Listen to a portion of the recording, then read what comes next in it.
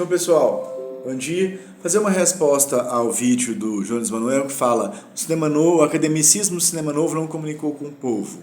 Ele e Felipe Leão, que é um crítico de cinema marxista, falando sobre cinema novo. Então, eu vejo a imagem do Glauber Rocha nos vídeos do Jones Manuel e muitas vezes o conteúdo não tem absolutamente nada a ver, um rolê bem aleatório, não tem nada a ver com o Glauber. Não vejo nada em nenhum vídeo do Jones Manuel que me indique que ele viu algum filme do Glauber Rocha, embora o mundo cultural dele, do Nordeste negro, tenha totalmente a ver com o Glauber. Ele me parece ignorar isso também. Mas agora só esclarecendo assim, eu acompanho esse movimento dos youtubers falando de marxismo, os professores. Eu sou contra falar em youtuber de forma pejorativa, mas o que eu vejo aqui é que nós estamos aqui participando como se fosse tendo acesso a uma coluna na revista Rolling Stone. E essa coluna, se ela é mal vista, se ela é de desagrado dos leitores, ela é abolida, cancelada. É um espaço que se dá ali para produzir conteúdo dentro da indústria cultural. Agora, eu só considero marxista-leninista aqui no YouTube só o Fragoso, só o João Pedro Fragoso. Os outros são revisionistas. Então, para mim, Jones Manuel não é marxista. Gael Fato, Humberto Matos, nenhum desses é marxista. Nenhum desses eu chamaria de comunistas de internet, são revisionistas, parte desse movimento. Prefiro voltar, mesmo Ian Neves, João Carvalho. João Carvalho fala em maoísmo, mas está totalmente dentro desse universo aí das eleições, de discutir lulismo. Então, para mim, também é um revisionista. Fica bem claro isso. Então, nesse vídeo, o Felipe Leão e o Jones, a fala do Jones é totalmente não acrescenta nada, me parece não ter visto, não entender nada de Glauber Rocha, só um improviso tolo. Felipe Leão, então, repete a tese do Jean-Claude Bernardet, que é um crítico de cinema e ator, escritor, de origem belga, já é radicado desde a infância no Brasil. Então, e professor na USP, professor aposentado da USP. Vocês encontram o material dele aqui no YouTube. Então, Jean-Claude Bernardet, lá no início da USP, fala que no Brasil, no livro Brasil em Tempo de Cinema, lá no começo, não no início da USP, nos primórdios da Faculdade de Cinema da USP, fala que, como os cineastas do cinema novo eram pequeno burguês, pessoas de classe média, a visão deles também era de baixo para cima, né, de cima para baixo, sobre o povo trabalhador, os camponeses. Era uma visão pequeno burguesa dessa arte, né? A arte também era pequeno burguesa, o cinema novo. Então o Glauber Rocha responde a isso. Aqui na Carta Salomão tem uma carta que ele responde. Ele fala que o cinema novo não partiu de dentro da universidade, não existia universidade de cinema no Brasil nessa época. Era um grupo carioca e baiano, e a ECA, USP, onde trabalhava o Jean-Claude Bernardet, produzia péssimos filmes com dinheiro do Estado e não sabia justificar esse fracasso, sendo com poucas condições técnicas o cinema novo deslanchou, mas que havia essa rivalidade São Paulo, Bahia e Rio, não é? O cinema novo do Nelson Pereira dos Santos, ao qual o Felipe Leão parece ligado, que é um cara que no final da vida estava nos dois grupos de cinema novo que estavam nos anos 70, o do Barreto, o capitalista, o revisionista com o Nelson Pereira dos Santos, parece ter assim, apadrinhado esse revisionista, que também parece que é o Felipe Leão, ali conversando com o revisionismo do Jones, que é de linha soviética. Então, com esse velho argumento de que o cinema novo não comunica. Então o Glauber em vários momentos respondeu a isso. Então ele falou o seguinte: olha, antes da Revolução, nós estamos falando não é com o camponês e o trabalhador. Falou, olha, se é para a gente falar com o camponês e o trabalhador, vai ter que ser documentário seguido de debate da favela. É o momento da agitação. da politização. A educação é depois da Revolução. Então, como eles discutiram, que muitas vezes eles debateram entre si, que muitas vezes estavam falando com uma classe média, com a mesma classe deles, um pouquinho mais para a esquerda, quer dizer, uma burguesia esquerdizada, uma pequena burguesia ali de simpatia à esquerda, não é a mesma problemática de se ensinar o trabalhador e o camponês. Então, o que o Glauber fala? Não, no momento antes da Revolução, nós vamos trazer um conteúdo que traz desconforto. Nós vamos trazer imagens e praxis, uma problemática arrasadora, que provoca desconforto, que provoca... não é a digestão durante o filme, ela te traz um desconforto que te faz falar sobre o filme, te faz refletir após o filme. Então, isso tudo é pensado, esse desconforto, essa sensação que muitas vezes há de que ele é chato, o Glauber e o Cinema Novo debateram esse desconforto que eles queriam criar. Não é? Então, assim, essa ideia de trazer uma sensação de desconforto, que a gente chama de chatice, né? De incômodo, é intencional. É refletida. O Glauber falando que o que todas as mulheres do mundo comunicam? Que comunica valores de uma sociedade apodrecida. Então, assim, e fala que todas as mulheres do mundo, que é do pai da Maria Mariana, que fez Confissões de Adolescente, Domingos de Oliveira. E que se eu usar essas formas, a boa consciência com as velhas formas, ele fala que é a pior coisa. Porque você acaba só reproduzindo, comunica algo alienante. Você reproduz os valores de uma sociedade apodrecida, individualismo burguês, e a esquerda festiva acha bonito todas as mulheres do mundo ali com a Leila Diniz. Então ele, nas Casas Mundo, que ele desce o pau nesse filme como sendo exemplo de coisa que ele não quer fazer.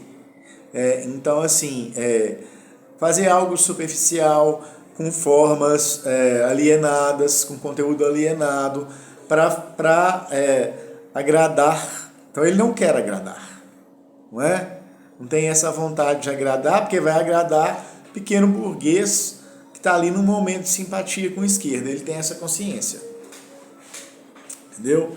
Então, esse negócio de querer comunicar, primeiro que o Glauber não é acadêmico, esse Cinema Novo não sai dentro da academia, quem sai é o Bernardet, ali da USP, e que esculacha com eles, chamando eles de pequeno burguês. E que foi respondido que era a impotência criativa desse pessoal dessa universidade. Fique bem claro isso. Outro ponto que o Jones levanta, que o Felipe não argumenta, que eu quero esclarecer aqui, é o seguinte. O Glauber, ele levou, a gente já sabe dessa informação hoje, ele levou uma soma considerável de dinheiro como doação do Jean-Luc Godard para a Aliança Libertadora Nacional, a Ação Libertadora Nacional do Carlos Marighella, então uma organização guerrilheira. E quando o Glauber voltou lá nos anos 70, puxando o saco do Geisel, falando que o Geisel era gênio da raça, junto com o Darcy Ribeiro, ele voltou ainda no período do AI-5, em que a propaganda revolucionária ela dava prisão, tortura e morte. E também haviam setores linha dura da ditadura que estavam cometendo atentados. Então o Glauber permanecia aqui lá por volta de 75, 76. 76 foi o massacre da Lapa, onde morreu Pedro Pomar e vários outros militantes do PCdoB. Carlos Arroio, tinha acabado de voltar da Guerrilha do Araguaia. Então existia um risco real para o Glauber de que a repressão tivesse essa informação que ele municiou com dinheiro uma organização dita terrorista, e havia o risco de que ele fosse assassinado se não pelo aparelho de repressão do próprio Geisel, ou então pela linha dura da ditadura. Então o Glauber tinha razão de estar com medo, de sentir paranoia por si e por seus parentes próximos. Daí ele ter surtado quando a Aneci Rocha caiu, eu suponho, num acidente, a esposa do Walter Lima Jr., que fez Menino de Engenho, do grupo do Cinema Novo, caiu ali no fosso do elevador por acidente e Glauber surtou, dizendo que foi um assassinato cultural e tal, mas ele estava vivendo essa conjuntura em que ele evidentemente sabia do risco que era estar aqui no Brasil, da ditadura militar, da vigência do AI-5 e da repressão, né? Matando, como matou no massacre da Lapa ali em 76, os militantes do PCdoB e tal. Então havia um risco real dele estar aqui. Então daí essa aparente bajulação que ele faz com o Geisel. Ele teve muitas dificuldades. Glauber era um cara engajado, assim, à esquerda, um pensador. Eu admiro muitíssimo, grande artista que foi aqui, grande gênio. Mas em vida ele devolveu a genialidade burrice. Ele não aceitou o termo gênio dito pela crítica, rebateu isso. Então o Glauber começou como crítico no jornal e ele não perdoava mesmo o que saía de crítica no jornal, mandava carta, respondia e tudo mesmo, recortava tudo e depois passava recibo para essas pessoas. Isso gera um certo terror e a partir de certo momento ele passa esse recibo para vários amigos das suas posições políticas, dessas cobranças e tal. Então, Jones Manuel, passando o recibo aqui, o Glauber até o final ele fica ligado à linha cubana, essa linha soviética cubana, também é a sua. Eu vejo que desde o início você tem essa simpatia por Castro e tudo, e ele escreve para o Alfredo Guevara, que não é um gay, assim, que nunca foi perseguido lá em Cuba, de alta patente, né? Assim, nos altos círculos, é um gay que nunca foi perseguido. Alfredo Guevara não é parente do Che, mas ele trabalha lá no Instituto de Cinema.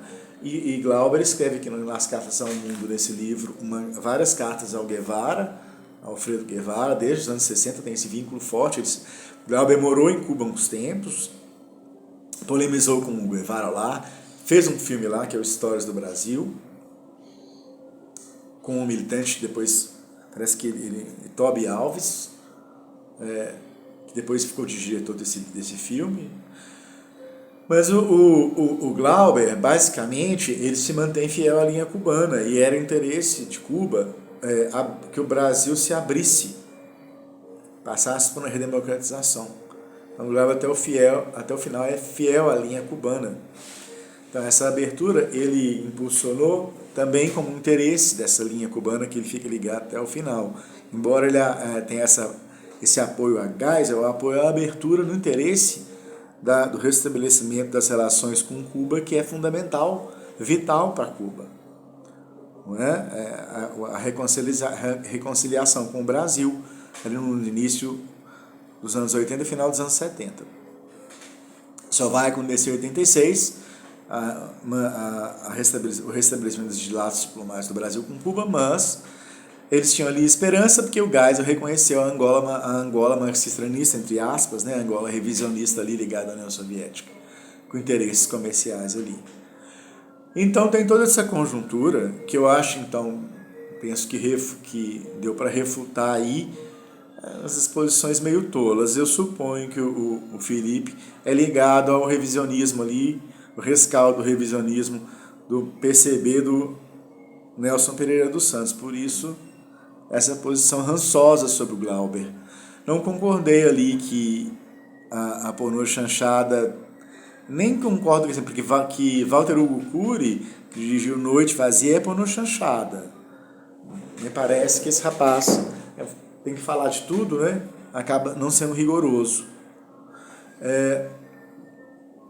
O Glauber dizia que houve uma grande conspiração no tropicalismo do Moniziana, que é um trotskista lá do Instituto Nacional de Cinema, da pornô chanchada e do Partido Comunista Brasileiro, que é ao qual esse partido revisionista de linha soviética, com pitadas trotskistas aí, ao qual o Jones Manuel está aí agora expulso, né?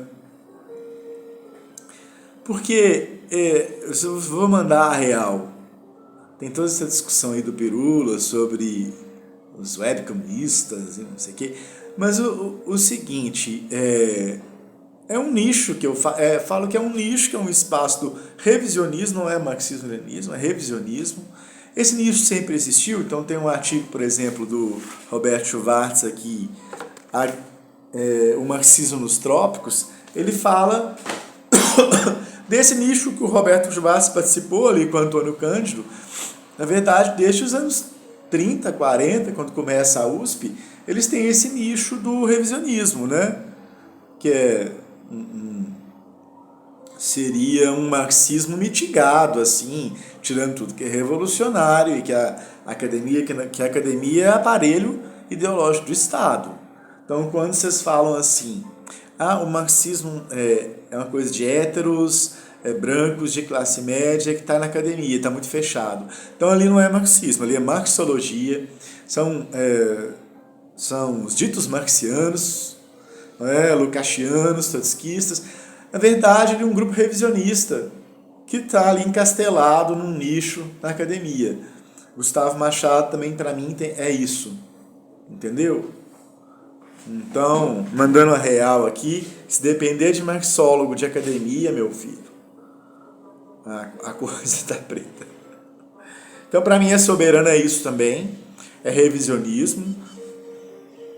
São pessoas que estão ligadas querem formar quadros para o Estado, estão eternamente nesse ciclo aí de esperar as reformas através da via parlamentar, sem parlamentares, né? Eles não elegem nem UP, nem PCB, eles não elegem nem PSTU, nem PSOL, não elegem nenhum vereador, porque estão a luta parlamentar sem parlamentares.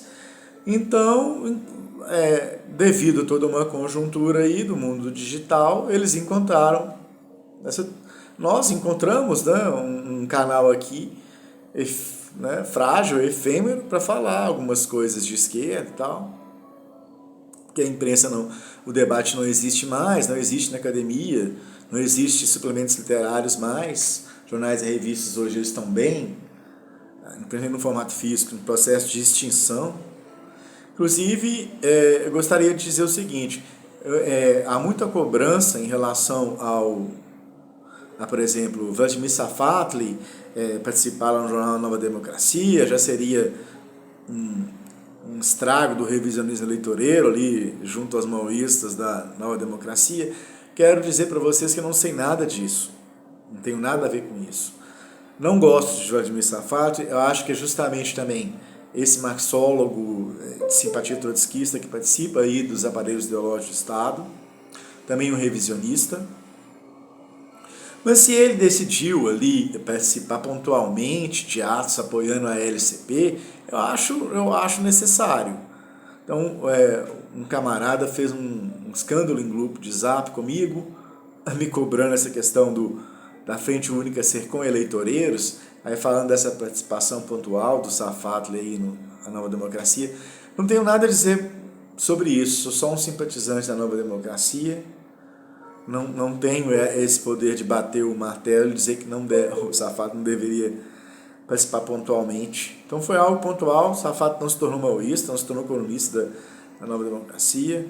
Está aí colocada essa queixa que os camaradas sempre colocam, né? Então, só finalizando, eu acho que aí eu faço essa colocação de que eu não acho que o cinema novo deixou de comunicar, não. O filme de maior bilheteria do cinema brasileiro até hoje, 12 milhões de espectadores, é de uma ala mais à direita, né, do cinema novo, do Arnaldo Flores e seus dois maridos, do Luiz Carlos Barreto, tá? Então eu acho que o cinema novo, desde o início, tem essa preocupação.